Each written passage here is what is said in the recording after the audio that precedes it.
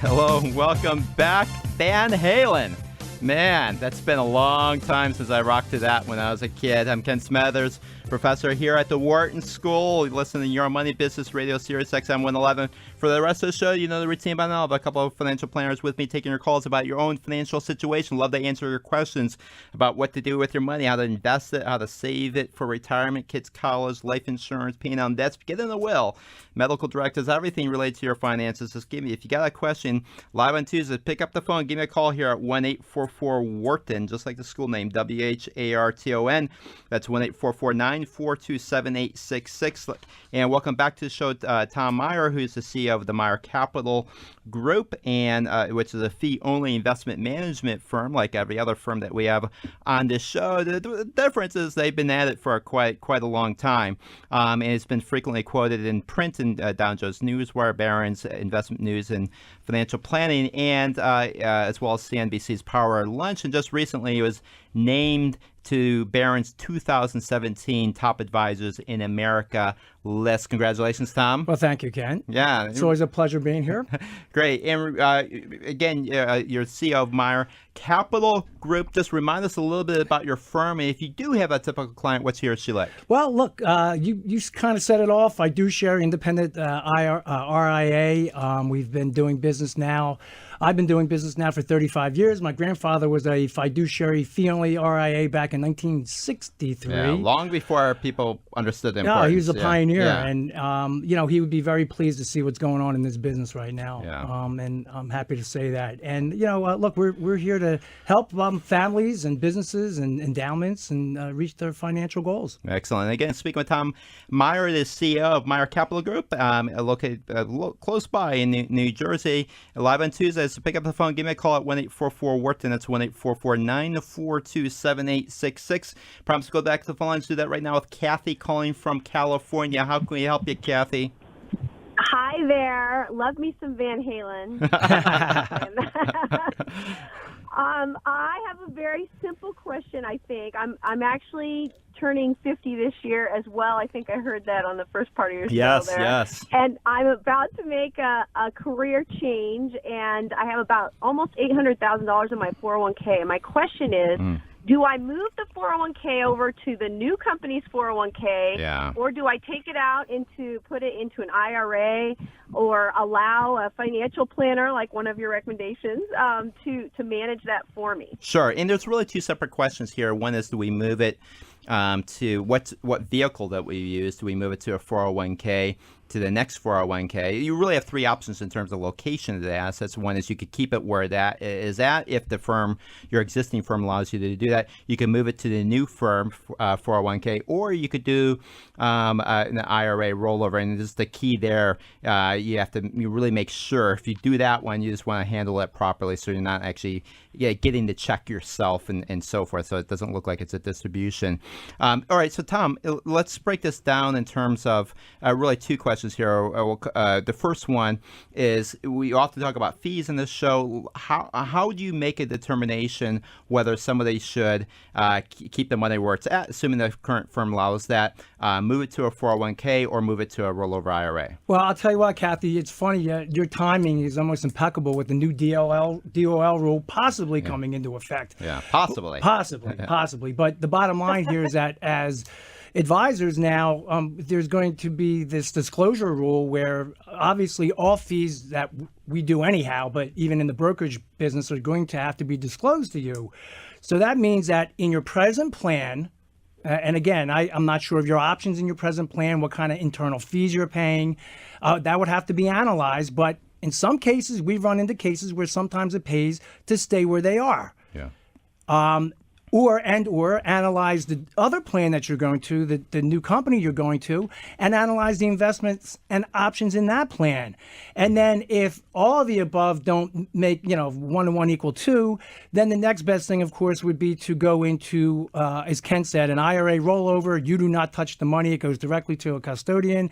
And I will say, from that standpoint of view, you have unlimited options that you do not have at your present 401k. Yeah, yeah. And in particular, and I completely agree with that, Kathy, I would break it down as follows. First, you really want to find out the fees in your existing 401k versus your new 401k. Since 2012, there's been a disclosure rule that basically says that they have to disclose that. What you should be asking for is the total expense ratio. That's kind of everything in as a percent of your money, how much they're charging. So if it's like 0.75%, that's 0.75% of your money is actually just going to pay fees. Typically, you can get lower fees in a rollover IRA. I mean, if you open up a Vanguard account, Fidelity, TD, Ameritrade, Schwab, so forth, you can usually get lower fees. You just want to make sure that you can call each one of those guys up, and they'll help you with do the rollover. In terms of options, the way I view this is that a lot of people talk about the options in the 401k plans being fairly limited, and they are. My biggest concern with them is a lot of the options of an investment side are very expensive, and so what I would say is if you roll your money over to a rollover IRA, then you have to be really careful, because as Tom just pointed out, you have this universe of 30-some thousand funds that you could be picking from, ETFs, mutual funds, and stuff that just kind of boggles the mind. And the real temptation there is to look for a fund that's performed well in the last couple of years and jump on that. That's not a good way to go. What you really want to do is keep it super, super simple in a rollover IRA. Literally, if you open up, for example, a Vanguard account and you put in some of your money into the Total Bond Fund, the Vanguard Total Bond Fund, some of your money into the Vanguard Total Stock Fund, which is actually mainly a U.S. fund, and then some of your money into the Vanguard International Fund, that is pretty much okay for most people. You don't have to get too fancy, and it's also very low cost. And so your second question is, do you need help with this? That's really up to you to really understand how much you understand about investments and your planning. And so, yes, you have some advisors that will take your money under management. It's very easy for them to, for example, what you do in that case, if you want to work with an advisor, you actually want them to manage your money and not just pay them for some advice where you are managing. Instead of opening up the IRA rollover first, I would contact the advisor first. Find out who they use as their custodian. And so some may use Fidelity, some may use Schwab, some may use, Scottrade, TD Ameritrade, and so forth. Find out who, because your advisor never holds the money. That's that's the Bernie Madoff problem. The advisor never holds the money. It goes to an independent custodian who, in fact, writes you directly your statements. And find out first who they are using as their custodian, and then that's where they will help you open up an account. That's if you want to manage the money. The second option is, I don't want to pay an advisor to help manage my money. I just want to get some tips. And so there you can go and hire an advisor on an hourly basis. You may pay, $250 to $400 an hour, but that's well worth it. Get a few hours of help, and but now you're committing yourself that you're going to be, really willing to, manage your portfolio over time. And more importantly, when the market drops, to resist selling, and the market goes up, to resist buying. All those bad behaviors is in the reason why the average person underperforms. But basically, moving to an IRA rollover probably is usually the lower cost, but you have to just really make sure that you are picking kind of your advisor correctly. And we always look for fee only, and of course the website napfa.org, as well as my own website kentonmoney.com, has a list of advisors. Is that helpful, Kathy? That is very helpful. Two follow-up questions. Real- One, do you think that, in a typical organization, I didn't even realize that there would be an option to stay in the current 401k plan. Is that normal? Unfortunately, by inertia, a lot of people just do it, and that's sometimes a bad thing, because sometimes those are expensive plans. So they don't have to let you stay. Some of them will actually want you to stay, especially if they're expensive. And what was quickly your second one? The iteration that you gave on the ratio of Vanguards that you would divide the money. And knowing my age of 50, what is that ratio? Yeah, look like? I mean, and it's not just based on age; it's based on your capacity to take risk and your willingness to take risks, and that's where an advisor can really, really helpful. I would say that assuming that you don't have a bunch of other debts and so forth, at your age, and assuming that you're going to be working for another 15 years, and even 15 of 18 years, it's something like having 60% of your money in stocks, 40% in bonds is not an unreasonable approach. Of that stock, that 60%, the right thing to do is to have half of it in the U.S. market and half of it international. Most people are not willing to do that, so maybe you could have maybe 3/4 of that in the U.S. and 1/4 kind of international. So thanks so much for calling, Kathy. We're glad we were able to help. And again, speaking to Tom Meyer, CEO of Meyer Capital Group, in studio today. Pick up the phone, give me a call. Love to answer your questions here at 1-844-WHARTON. That's 1-844-942-7866. Let me go to Joe calling from Illinois. How can we help you, Joe? Hi, Kent. First off, I'd like to say I really appreciate your show. I think it gives some great information. Thank you. I'm a new grandparent. Great. And I want to do a 529. I'm not clear. I've read a couple things online, but I'm not clear on is it best to put it in my name? Is it best to put in the grandchild's name? And do you have any thoughts on that, or where can you direct me to? Yeah. In particular, we typically want it in your name, not your grandchild's name. And there's both some financial aid considerations there, and there's also flexibility. Tom, I don't want to steal your thunder. Explain those issues. Yeah, absolutely. You want to be in control of the money, so to speak. Is this the first time is this the first time being a grandparent? Yes. Okay, so you can go ahead, and we always look at the Utah plan, which is by far the cheapest plan. Have you looked into opening a 529 yet? I've just been looking online. I was looking at Vanguard, trying to get some information. I was trying to figure out whose name it should be in before I actually picked one. Okay.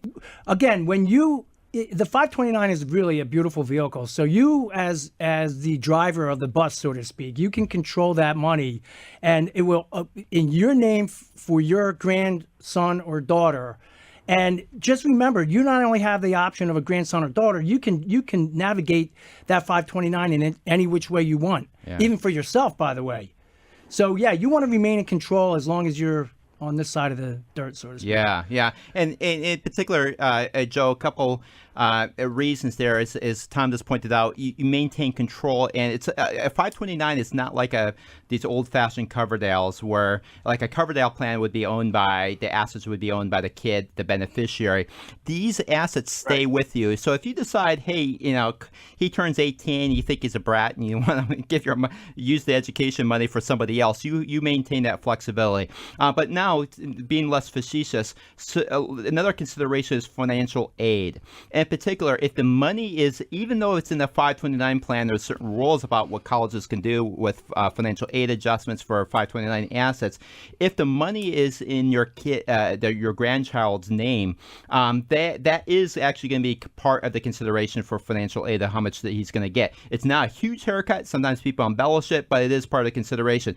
Also, if the parents of the child are holding the money in their own name, that's also part of the financial aid calculation. It's not as big of a haircut. If the money, however, is in your name as a grandparent, it has no impact on financial aid for that kid, at least in terms of the assets. There's some issues about once you start to give them money, and so it will, like if you give them money in their first year of college and so forth, that income could be used in financial aid. So a lot of times strategically, since you can only pay for a year or two of college at most anyway, it's sometimes best to use that 529 money really toward the end, the junior and senior year, things like that.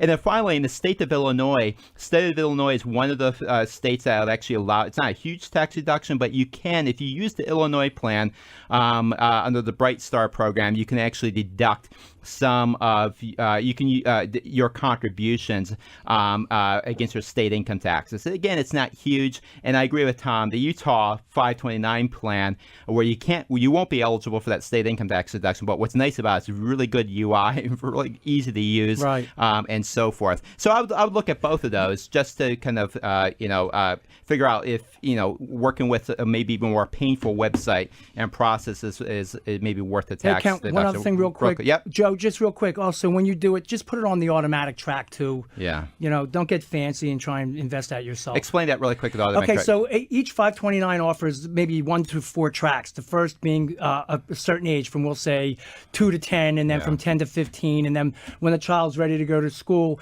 all of a sudden your allocation toward fixed income and more conservative investments will be tilted toward that part of the investment spectrum, because your grandchild or your child will be going to school. So you don't want to take out too much risk as they approach the year that they're going to go to college. Yeah, and that's great advice. Joe, is that helpful? That's great. Just one quick follow-up. Yep. So when they end up they turn 18, how does it? Do you just pull the money out and pay the tuition, or how does that work? Yeah, basically. Yeah, you have to notify anybody? No, I mean, you could always get audited, so you want to save receipts. That's the key. You want to get receipts for all your purchases. And by the way, if the college, for example, requires a computer, they actually have to require it, you can even buy a computer, and that will qualify as well. Again, save all your receipts, because the 529 plan is very generous in what you can buy, but you could also get audited. So thanks so much for calling, Joe. Really appreciate it. And again, speaking with Tom Meyer, the CEO of Meyer Capital Group, in studio today, live on Tuesdays. Got questions about your finance? Give me a call here at 1-844-WHARTON. That's 1-844-904-2866. And let me go to Kevin, also calling from Illinois. How can we help you, Kevin? First things first, go Tribe. Oh, my goodness. You've listened to the show. I'm very happy with that. So what are you doing in Illinois country? Oh, having to listen to these stupid Cubs fans. Yeah, but my cousins come from Illinois, and we're getting together for a baseball game in a couple of weeks. Yeah, they'll be rubbing it in. So how can I help you, Kevin? Questions about annuities. I'm 57. Yeah. And I've got, why wouldn't I, at 59 and a half, take a portion of my 401k and put it in an annuity? I do like the thought of that fixed income. Yeah. That gives me a certain amount of comfort. Now, I don't mean, put the whole thing in it, but a portion of that. At 59 and a half, like a deferred annuity. Yeah. Okay, so is that crazy? No, well, it depends. I mean, so let me ask you some questions first. Have you actually looked into the annuities? Because there's really two types of annuities. There's the type that economists like, and those are called fixed annuities. You buy them, they keep on paying until you die, and they provide longevity risk protection. In particular, always the concern that people have is that they're going to live too long. Social Security will keep on paying, but you don't necessarily want to just live on Social Security if you age 100. So a fixed annuity can really top that up. But most annuities, and they're very seductive because they have all these kind of features, are variable annuities. That's what most people buy. And those really don't have the longevity protection. Technically they do, but we can push that off to the side because most people don't utilize it. They purposely design it so you don't utilize that. And those are the annuities that people are, economists and myself are less excited about. Tell me about what you've looked into so far in terms of annuities. Not a lot. I mean, I bought the book. What is it? Annuities for Dummies. Yeah. So I'm learning. And actually that's a very good book. I mean, it does pretty much dumb it down, but it's sure. And I don't know. I haven't looked because I'm scared to death of annuity salesmen. Yeah, absolutely. And my follow-up. One other question is can you ever buy them directly from the life insurance? Yeah. So let me from an insurance company, I should say. Can you ever buy? Is there such a thing as buying them direct? Yeah. So let me come back to that one in just a second. Now I'll give you some resources. Tom, in terms of helping Kevin decide, in terms of let's first start with a fixed annuity. These are the annuities that you pay the money and maybe in a deferred basis, so it kicks in 5 years from now, or maybe immediate as an immediate annuity, and it keeps on paying until you die, provides longevity protection. Again, most people, that's not what they're buying. But your thoughts? Well, the old adage of annuities are never bought; they're always sold. Yeah. Exactly what Kevin's saying. You get involved with, that insurance or annuity salesperson. But you know what? Today, I have to tell you, I've been anti-annuity for 34 of my 35 years. And things change to the point where there are now products out there that I never even thought would exist. They're no load, low cost, fixed income annuities offered through Vanguard and Schwab, and no surrender charge. Yeah. You will not find them from any insurance person because they don't get paid. Yeah. And the bottom line is that you can, to answer your question, you can go directly through a Vanguard or a Schwab and not deal with an insurance person if, in fact, this is really where you want to go with a portion of your 401k. Yeah. And so let's really break it down, in particular, Kevin, with in the type of annuities that Tom are referring to, are the type of annuities that we typically like. And it's, by the way, TIAA is another provider in this area, both some cash value life insurance that we often don't like either, but they have some no loads, no commissions, and so forth.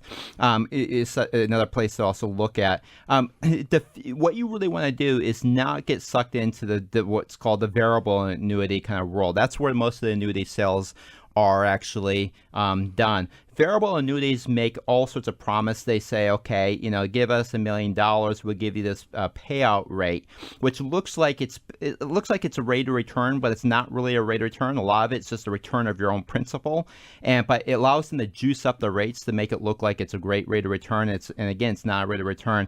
The second thing is you have to keep in mind is in the case of some of the variable annuities where you're putting money in and there's some a growth over time. They say, hey, this growth in your assets, it's not going to be taxed. What they don't always tell you is when you take it out, that is actually going to all be taxed at the regular income tax rate that you're in at that time. Whereas some of those assets may have actually been only subject to capital gains if, in fact, you held them outside of the annuity product. So again, a lot of the variable annuities are very seductive. They talk about minimum returns and so forth, minimum payouts, which are really just partly a return of principal. They make a lot of promises about taxes, savings that sometimes are not true.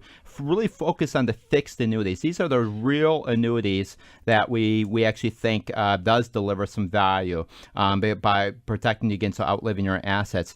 And as Tom pointed out, there are some providers out there, Vanguard, Schwab, and another place is Kelly Hewler's website. So Vanguard traditionally used Kelly Hewler's website. They still may use her service. I haven't checked in the last 6 months or so as kind of the back end. And so what's interesting, if you go directly to her website, it's a little bit cheaper than going through Vanguard, but it's Kelly Hewler, which is HUELER, and I have no financial relationship with her or her company. And they're selling fixed annuities and with 1% commission, and that's actually really cheap. You pay it once, 1%, and there's no ongoing commissions and loads or surrender charges, things like that, to try to get more money out of you from the future. So, and also in terms of the financial planning, we always want to have, if you're going into retirement, we don't want to annuitize everything, of course. We want to have some, if you're going to annuitize some of your assets, really want to have some of your money in pretty safe cash. And the reason why that's really important is because you're going to have out-of-pocket medical expenses and other things that come up. And so you're going to have a lumpy need for cash. And that's where you want to have maybe, $500,000 or so. $250,000 of it just going to be out-of-pocket medical expenses, and the other, $250,000 for things that, other emergencies that come up, and then start to think about annuitizing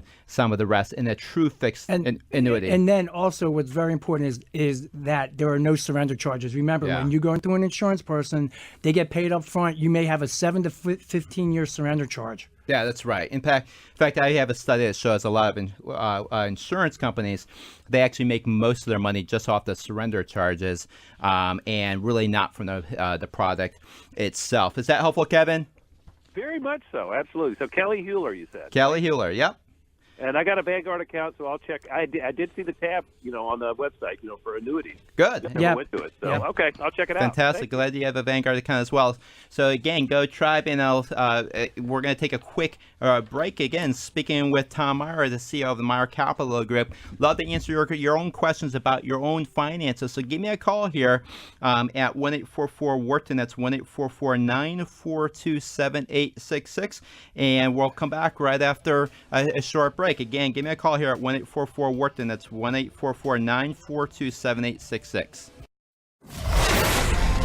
You're listening to Your Money on Business Radio, powered by the Wharton School. Here again is Professor Kent Smetters. Hello and welcome back. You're listening to Your Money on Kent Smetters, Business Radio, Sirius XM 111. We're going into our second hour. As a reminder, we're live every Tuesdays from 5 to 7 p.m. Eastern.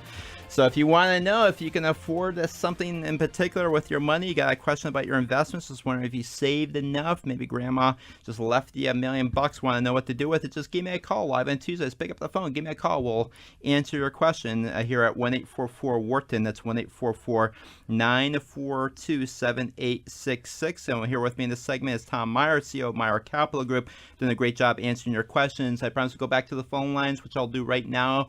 I hope I'm saying this right. Garish in California. How can we help you, Garish?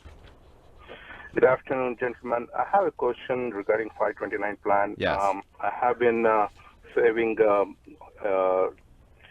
for both my kids on the 529 plan. Yeah. And in 2013, I went to school myself for a master's degree and graduated in 2015. And I was listening to your program. I was thinking whether I could use my kids' 529 to pay off some of my student loans. Yeah, the student loan is a different story. And unfortunately, the problem with California, as you know, has a very large state income tax. They're one of the few states, well, I shouldn't say few, there's a handful of them that actually don't allow you to deduct your 529 contributions against your state income tax. So Tom, more technical question. We've got money sitting in this 529 account for your kids. We say we can use it for medical expenses. What about loans? No. Yeah.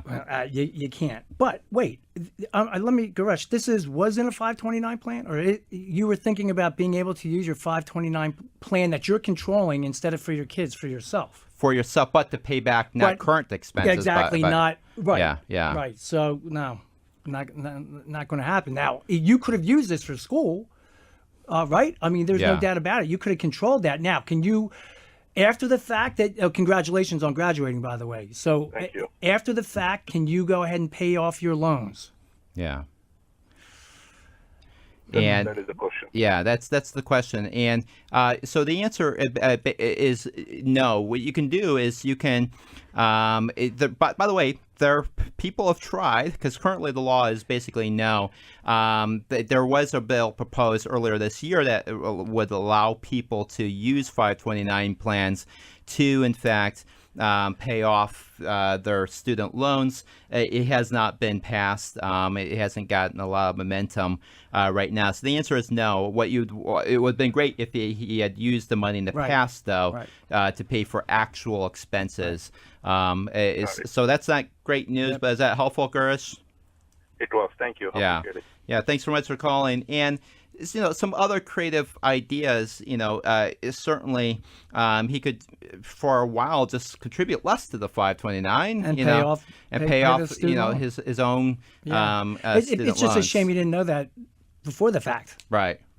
And Gretchen, that's not a bad approach to do it. In particular, given that you're not going to get a California state income tax deduction anyway, and it's true you give up the federal income tax deduction a little bit, but nonetheless, I would say, especially if your student loans are above, say, like 5%, maybe just not make the contributions for the next several years to the 529, just contribute more toward paying down your own student loans. So again, speaking with Tom Meyer, the CEO of the Meyer Capital Group, doing a great job answering your questions about your money. And so if you have a question about your finances, pick up the phone live on Tuesdays. Love to answer your question here at 1-844-WHARTON. It's 1-844-942-7866. And so, Tom, I want to sneak in a question or two here about one of the things that you are an expert in is alternative investments. So, let's first define what we mean buy alternative investments, and how did you kind of get started with them? Well, what we wanted to do is try and create or have a suspension, if you will, something of a buffer for our clients' portfolios, and not get involved with the hedge fund world and not get involved with the illiquid, non-liquid world. And through regulated investment companies, and we are able to go ahead and I think I'll give you an example. Would be fixed income today is such a treacherous place to be.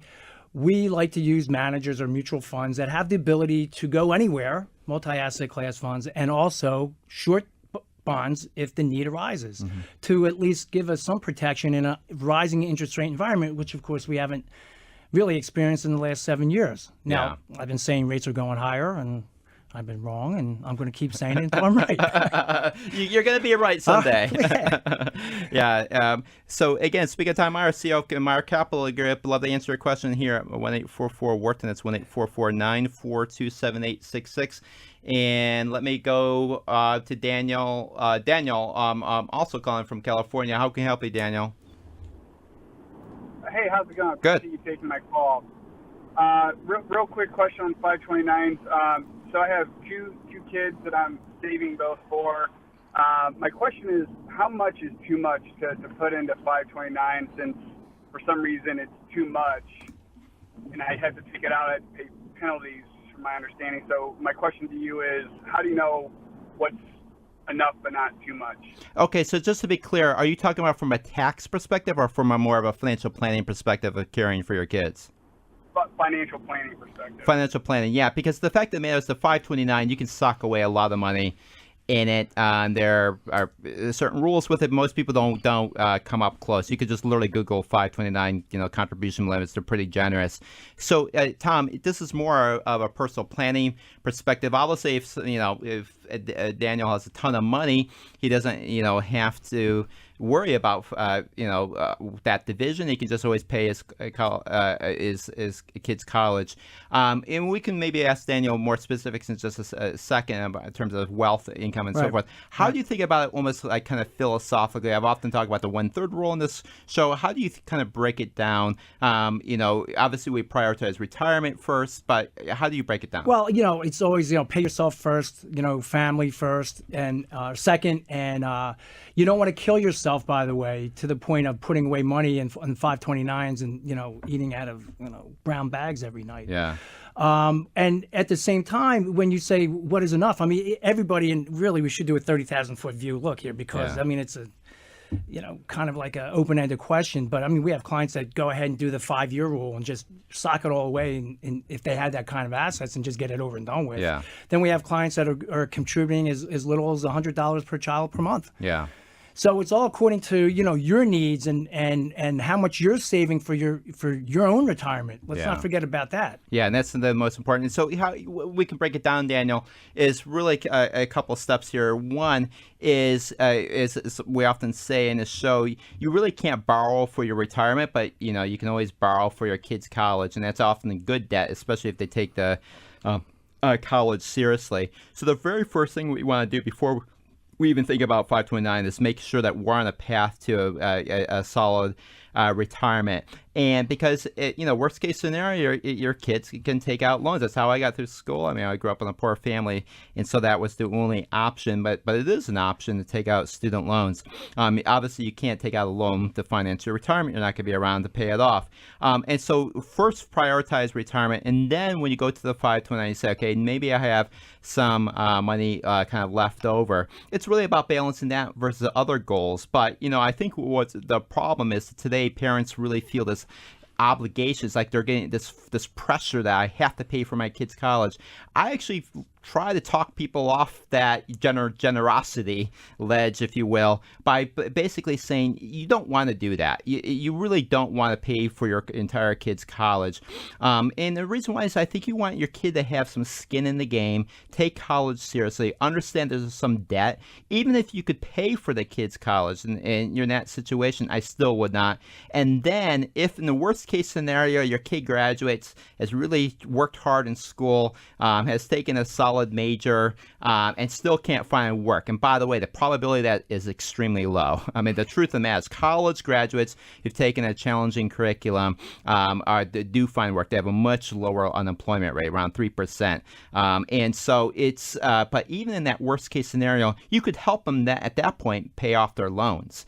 But you don't have to promise that kind of ahead of time. I like the 1/3 rule for most, especially middle class households, and that is you try to finance a third of the college, have your child finance the other 1/3 of the college, and then have and usually financial aid and scholarships, grants, and so forth, the other third. It is true some people think that you shouldn't put your kid in a debt more than their first year salary. I'm not convinced that that's the right rule, but nonetheless, you just want to do some calculations about how much debt you would be putting your kids in.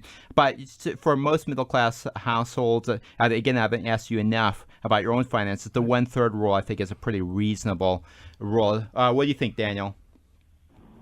No, it makes sense. So basically, you would just kind of forego the benefits that you would get, the tax benefits you get on the 529 plan, and just pay it out of a brokerage account. No. Just to be very clear, you'd still use a 529 plan to pay for your 1/3 portion, and because even though you're calling from California, you don't have the state tax benefit. You're going to have the federal tax benefit still, and getting an early start really maximizes that. Still use the 529 plan for that to pay for that 1/3. I was talking about more of the amount that you need to be saving. I don't think you need to be saving for more than 1/3 of the kids' college. And so, Daniel, thanks so much for the call. I really appreciate it. Again, we're here with me in a segment. Tom Meyer, CEO of Meyer Capital Group in New Jersey, close by. Again, give me a call live on Tuesdays. Pick up the phone. Love to answer your question here at 1-844-WHARTON. It's 1-844-942-7866. And let me go to Linda calling from Louisiana. How can we help you, Linda?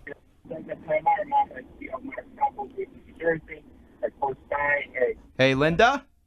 Yes. Hey. Yes. All right. Millions of people are listening. No pressure. How can we help you, Linda? Yes. So I have an annuity that's ready to be cashed out. I definitely don't want that anymore. And Roth, and also a single account that a manager, a financial guy with LPL wants to manage for me. He will charge me 1.5% per quarter. My question is since the annuity now is ready to move, should I just take that money and open up a Vanguard account and put it in there and manage it myself until I retire, and then give it to him so that I can get checks off of that? Well, wait. So we can. Yeah. I mean, let's think about this. Did you actually say this right? He's going to charge you 1.5 quarter, 1.25, 1.25 every single quarter. No, 1.5% a year. But you divide that up in. Oh, in quarters. Yes, gotcha. Yeah, I see. Okay. Wow. Because I was saying. So you're going to visit him on his yacht. Yeah, that's right. But still, that's not cheap. How much money are we talking about? Not very well, like about 300. 300,000. I also some in my 401k, and of course he wants me to take money out of my 401k. And wait. Give it to him as This is a current 401k or a former 401k? A current 401k. How old are you, Linda? I'm 59. 59. So you're coming up to the magic age of 59 and a half. Soon, where you could take money out without an additional penalty, but you'll pay taxes on it. We don't usually take money out of an existing 401k. That's not. Can you move it? You can't move it. I couldn't. No, not unless they have in service. But not from an existing 401k. That has to be a former employer 401k. That's what you can roll over. You can't roll over money from an existing 401k. Let's break this down, Tom. I mean, in terms of for Linda, it's really kind of a question. It's really two questions. Suppose that she has a stock of money, this annuity, and this additional money in her 401k. She's trying to figure out how to, manage that money. I mean, how does she make a determination whether she can do it herself? Some people can do it themselves, or whether she needs a financial advisor. And then we'll talk about the types of financial advisor in just a second. So Linda, just a couple things here. So this annuity, you are for sure The surrender, I'm assuming there's a surrender charge on there, and that's coming due? Correct. So you're free to go. Actually, though, well, when I bought that thing 5 years ago, there was some kind of deal that I got $5,000 like as a bonus. And so actually I would have to keep it for a couple more years to keep that $5,000 bonus. But my advisor, who's I can't think of the term, something financial advisor, he told me that it's not worth it. It's not worth to hang on to it for a couple of more years, that I should roll it into him, and that if he would put it into EFTs and mutual funds and other stuff, he would manage it for me. Okay, so let me ask you, first of all, is this taxable money or is this a qualified or in an IRA? Is it what money? Is this taxable money that this $300,000 annuity, or is it in an IRA? No, it's an IRA. Oh, okay. It's an IRA. Okay, good. So there's no tax ramifications. But I have to tell you, if you have to wait 2 more years for that bonus, so-called bonus, right, I find it very hard to believe that your surrender charge is up. Yeah. Because they usually coincide together. Yeah, yeah. You might want to check that. Yeah, you're going to want to figure out, I mean, first of all, I mean, obviously the advisor has the incentive to try to give you this advice because he wants to manage your money and charge you that 1.5%. But the annuity, as we talked about earlier, this is how a lot of insurance companies make a lot of money, is people surrendering those products. And so there's a good chance that what's called the wear-away period has not been fulfilled yet, and so you're going to want to really check what is the surrender charge. It is true, $5,000 on $300,000. It's you might say, well, it's not much money. Well, it's a 2.5% roughly return per year. So it's nothing to kind of sneeze at as a risk-free return on top of anything else. So the chances are your best advice, especially if in fact there is an existing surrender charge, is to wait till after the surrender charge has expired and is worn away. And at that point, then you can start to think about maybe I should move this money. But the second point here is that we really want to emphasize is now the type of advisor that you want to work with. I don't want to list out all the companies in the world and so forth, but we really emphasize on this show only fee only, and that is you talk to somebody and they say, you ask them, are you fee only? And they say, yes, I'm fee based. That's not fee only. It's really only fee only. That's the important code language there. And so tell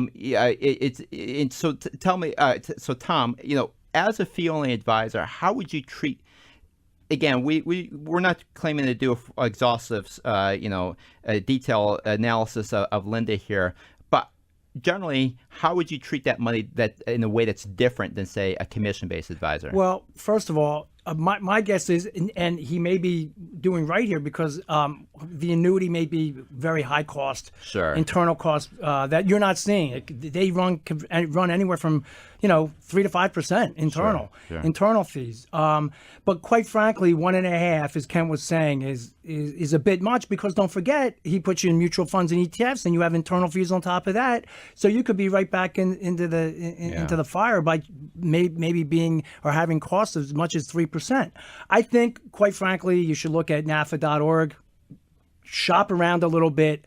Don't just go with one. Maybe get at least 2 different opinions and go with fee only at NAFA.org and find a few advisors in your area that you can sit down and figure out whether or not, this is the route that I want to go. Yeah. Or like you said, if in fact the surrender charge is up, you can do it yourself and go to Vanguard if you're comfortable. Yeah.